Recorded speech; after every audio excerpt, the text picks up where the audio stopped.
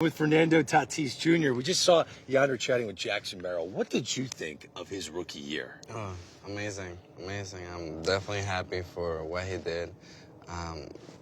Coming in, changing position, and becoming one of the best players right away last year is, amazing to see in front of your eyes, and really happy for him. You're a terrific right fielder. At the beginning of the year, did you think to yourself, I need to help this kid out a little bit? How quickly did he catch on to playing center field? Right away. It was something that was right away. Definitely he had it inside of him, and he didn't need that much help, If we talk a little bit out there, but, man, he definitely had it, and he was definitely a great center fielder. He is a great He is. He's a fun kid to watch. I want to say something that a lot of fans in New York are going to like to hear. I think you know where I'm going with this. I felt like Padres-Dodgers was the actual World Series. Yeah. It was so intense. It was such an epic event to watch. What were your thoughts when it all came to an end, when you look back at how incredible that series was?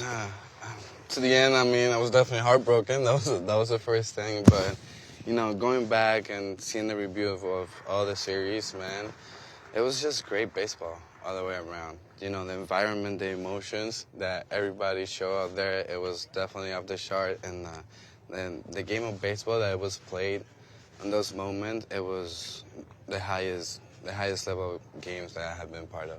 Well, look, I'm a huge fan of yours. I say that my favorite shortstop in baseball plays right field for the San Diego Padres. But you have a cannon of an arm, and I think you might have the best right field throwing arm I've ever seen. So you want to play a game with me? Let's do it. Let's look back at some of my favorite right field throwing arms of all time. I'm going to start with Dave Parker in the 1970s. The Cobra, newly elected into the Hall of Fame.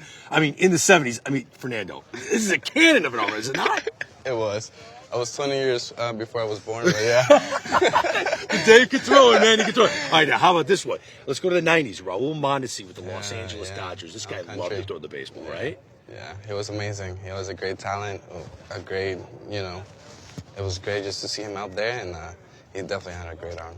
An amazing arm. All right, I've got a couple other ones. My personal favorite people to forget about is Mark Whiten with the St. Louis Cardinals. I know your dad knows Mark Whiten. Hard-hitting Mark Whiten. He could throw it low on a line, which, as you know, you can do that. Yeah. Some right fielders can't keep the ball to where it can be cut off and still throw someone out at home plate, right? Yeah. There's an art to it. Definitely art to it. And the rotation of the ball, the momentum that is going on, being able to give a chance to your infield to make a decision and steal the ball, go through the infield and still make a play in the home plate is definitely a game changer. Now, the one that I would compare you to the most, and I know he's not as tall as you, but Ichiro Suzuki also had a cannon. He moved like a middle infielder, which is obviously your agility as well and your athleticism. Yes. I just feel like Ichiro's the closest comp to you in right. He's had some amazing throws. What do you think of that comparison? I'm flattered. Hall of Famer, what he did his entire career was amazing, and being compared to him is definitely a blessing. And now let's try to do it a little bit even better. Did I miss anyone? Yeah. Shout out to Vladdy, and shout out to Vladdy Sr. Yes, Vladdy Sr. And shout out to Jeff Francoeur. My favorite was to see him pick him off the wall, and from there just going straight to wherever position where he wanted to go. See, we're talking about a passion of ours. Throwing a baseball from right field with Fernando Tatis Jr. Fernando, thank you, man. Have a great year, okay? Thank you.